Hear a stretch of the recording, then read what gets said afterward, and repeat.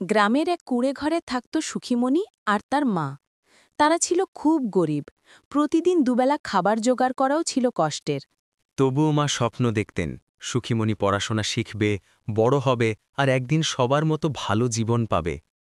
মা কঠোর পরিশ্রম করতেন, অন্যের বাড়িতে কাজ করতেন, নিজের কষ্টের টাকা জমিয়ে মেয়ের খাতা কলম কিনে দিতেন। সুখীমণি স্কুলে যেত খুব খুশি মনে, ক্লাসে মনোযোগ দিয়ে পড়ত, শিক্ষকও তাকে খুব পছন্দ করতেন। কিন্তু কিছুদিন পর সমস্যা শুরু হল। দারিদ্র্যের কারণে মা আর স্কুলের খরচ সামলাতে পারছিলেন না।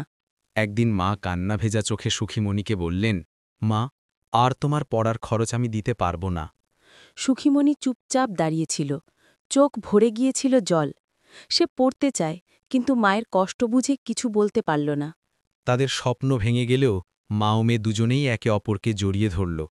তারা বিশ্বাস করল একদিন না একদিন সুখীমণি আবারও পড়তে পারবে।